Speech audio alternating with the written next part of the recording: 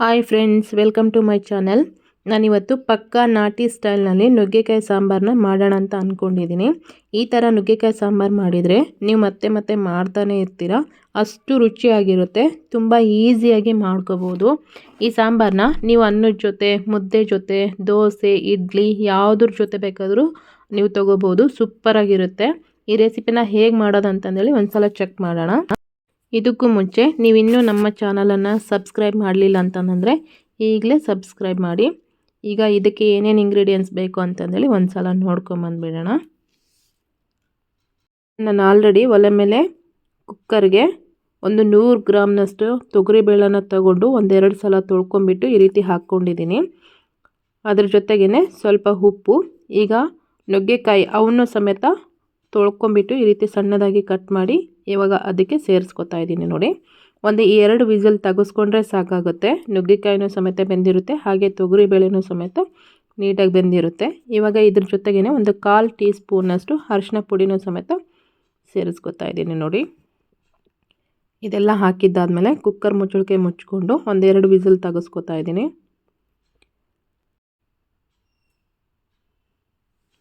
Whistle ಆಗಿದೆ, 2 whistle ಆಯಿತು ಅನಿಸುತ್ತೆ.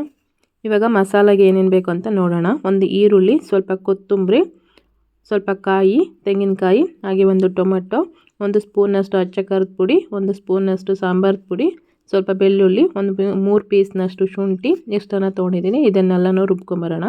ಈಗ ಒಗ್ಗರಣೆಗೆ ಅಂತಂದೇಳಿ ನಾನು ಈಗ ಆಲ್ರೆಡಿ ಒಂದು ಬಾಣಲಿ ಒಳಗೆ ಎಣ್ಣೆನ ಹಾಕಿಬಿಟ್ಟು ಅದು ಬಿಸಿ ಆಗಿದ್ದಾದಮೇಲೆ ಸ್ವಲ್ಪ ಜೀರಿಗೆ, ಸಾಸಿವೆನ ಸೇರಿಸ್ಕೊಂಡಿದ್ದೀನಿ. ಅವು ಸ್ವಲ್ಪ ಫ್ರೈ ಆಗಿದ್ದಾದಮೇಲೆ 1-2 ಒಣಮೆಣಸಿನ್ಕಾಯಿನ ಈ ರೀತಿ ಒಗ್ಗರಣೆಗೆ ಸೇರಿಸ್ಕೊತಾ ಇದ್ದೀನಿ. ನೋಡಿ, ಅದು ಸ್ವಲ್ಪ ಫ್ರೈ ಆಗಿದ್ದಾದಮೇಲೆ 1 ಈರುಳ್ಳಿ ಈ ರೀತಿ ಕಟ್ ಮಾಡಿ ಹಾಕ್ಕೊಂಡಿದ್ದೀನಿ. ಇದು ಸ್ವಲ್ಪ ಕಲರ್ ಚೇಂಜ್ ಆದರೆ ಸಾಕು. ಹಾಗೆಯೇ 2 ಹೆಸರಿನಷ್ಟು ಕರಿಬೇವಿನ ಎಲೆ.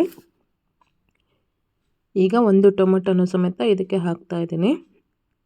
ಇವೆಲ್ಲವೂ ಫ್ರೈ ಆಗಿದ್ದಾದಮೇಲೆ ನಾನು ಆಗಲೇ ಮಸಾಲೆ ರುಬ್ಬಿ ಇಟ್ಕೊಂಡಿದ್ನಲ್ವ, ಅದನ್ನು ಸಮೇತ ಇದಕ್ಕೆ ಸೇರಿಸ್ಕೊತಾ ಇದ್ದೀನಿ. ನೋಡಿ,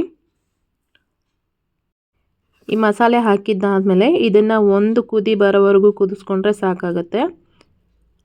ಈ ರೀತಿ ಆಗಿದೆ ನೋಡಿ. ಇಲ್ಲಿ ನಾವು ಜಾಸ್ತಿ ನೀರನ್ನು ಸೇರಿಸ್ಕೊಳ್ಳೋ ಅವಶ್ಯಕತೆ ಇರಲ್ಲ. ಯಾಕೆ ಅಂತಂದರೆ ಈಗ ಆಲ್ರೆಡಿ ಕುಕ್ಕರಲ್ಲೂ ಸಮೇತ ನಾವು ಕುದಿಯೋದಕ್ಕೆ ಅಂತಂದೇಳಿ ನೀರು ಹಾಕಿಟ್ಟಿರ್ತೀವಲ್ವ, ಆ ನೀರು ಇರುತ್ತಲ್ವ, ಅದಕ್ಕೋಸ್ಕರ ಈ ಅಳತೆಗೆ ಮಾಡಿಕೊಂಡ್ರೆ ಸಾಕಾಗುತ್ತೆ. ಇವಾಗ ನುಗ್ಗೆಕಾಯಿ ಹಾಗೆ ಬೇಳೆ ಕುದಿಸ್ಕೊಂಡಿಟ್ಕೊಂಡಿದ್ನಲ್ವ, ಅದನ್ನು ಸಮೇತ ಇದಕ್ಕೆ ಸೇರಿಸ್ತಾ ಇದ್ದೀನಿ. ಈಗ ಆಲ್ರೆಡಿ ನುಗ್ಗೆಕಾಯಿ ಮತ್ತು ಬೇಳೆ ಎಲ್ಲ ನೀಟಾಗಿ ಬೆಂದಿರುತ್ತೆ. ಇದನ್ನು ಒಂದು 5 ನಿಮಿಷ ಕುದಿಸ್ಕೊಂಡ್ರೆ ಸಾಕಾಗುತ್ತೆ, ಸಾಂಬಾರು ರೆಡಿ ಆಗುತ್ತೆ. ಈ ರೀತಿ ಆಗಿದೆ ನೋಡಿ. ಇದನ್ನೀಗ ಮುಚ್ಚಳಿಕೆ ಮುಚ್ಕೊಂಡ್ಬಿಟ್ಟು ಒಂದು 5 ನಿಮಿಷ ಬೇಯಿಸ್ಕೊಳ್ಳೋಣ. ಸ್ವಲ್ಪ ಉಪ್ಪನ್ನು ಸಮೇತ ಹಾಕ್ಕೊಂಡಿದ್ದೀನಿ. 5 ನಿಮಿಷ ಆಯಿತು ಅನಿಸುತ್ತೆ. ಈ ರೀತಿ ರೆಡಿಯಾಗಿದೆ ನೋಡಿ ಸಾಂಬಾರು. ಇವಾಗ ಎಲ್ಲ ನೀಟಾಗಿ ಬೆಂದಿದೆ ನುಗ್ಗೆಕಾಯಿ ಸಮೇತ. ಸೊ ನೀವು ಮನೇಲಿ ಒಂದು ಸಲ ಟ್ರೈ ಮಾಡಿ. ಈ ವಿಡಿಯೋ ಇಷ್ಟ ಆಗಿದ್ದರೆ ಶೇರ್ ಮಾಡೋದನ್ನು ಮರಿಬೇಡಿ. Thank you.